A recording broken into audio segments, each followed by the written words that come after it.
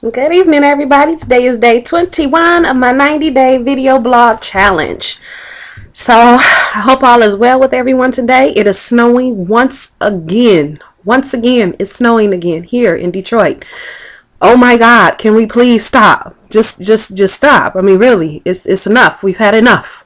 I mean, you've grown me to the point where I am accustomed now to the snow. Before, I would never go out if it was snowing. Now I go out. Why? Because if I didn't, I'd be stuck in the house like 24 hours, 7 days a week.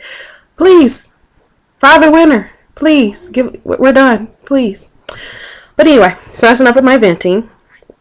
I wanted to talk to everybody tonight about just your words and the things that we say to ourselves, because one of the things I keep coming across, like a reoccurring theme throughout my life lately that keeps coming up, is that words are power. And I never really thought about it like that, but our words express our emotions, and our emotions are how we truly feel inside. So the words that we use have strength and have power because of how we feel about what it is that we're saying. So, for example, every time I do one of these blogs, I mean what I say on here. Good or bad, I mean what I say. So those words have power just because of the fact that I have felt strong feelings behind it.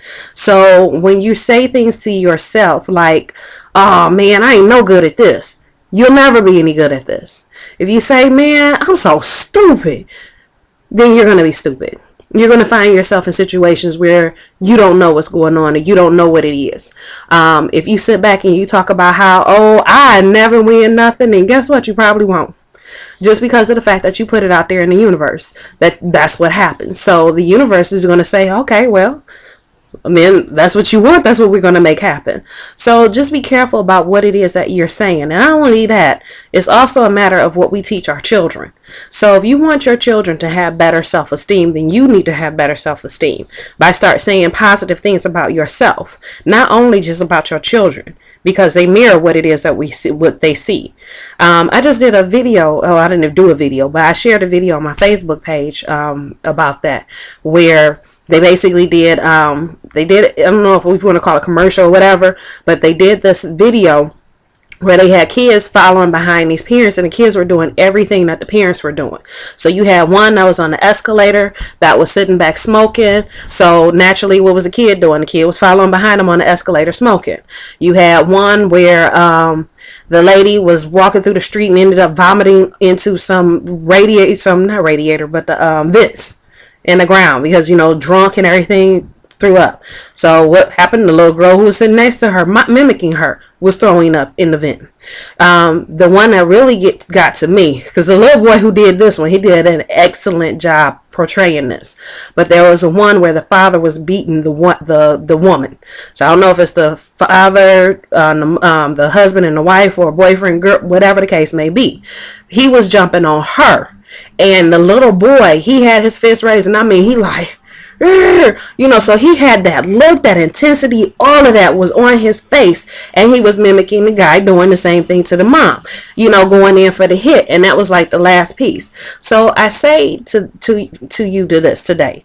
Your children are going to mimic what you do. So if you don't have a positive attitude about your own self and you don't think positively about your own life, then what's your child going to think? How are they going to feel? If every time you say, oh my God, I'm always having problems, it's always an issue, then guess what? Your child is going to feel that way as well. So I say this, watch what you say, because your words are power, because not only for yourself and for you to better your own situation, but also for those who are looking upon you. I've said it before, you never know who's watching you.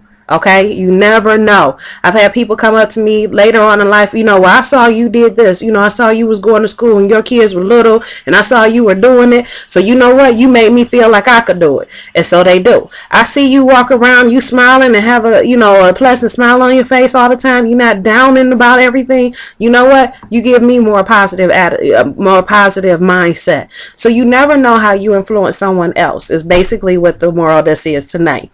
And most importantly, you never know how you're influencing your children. Sometimes it's in a negative. So just be careful about what it is, not only that you say to yourself, but what you allow to verbalize to come out. Because our words are power. They can do harm or they can do greatness. but our words are power. And just remember that.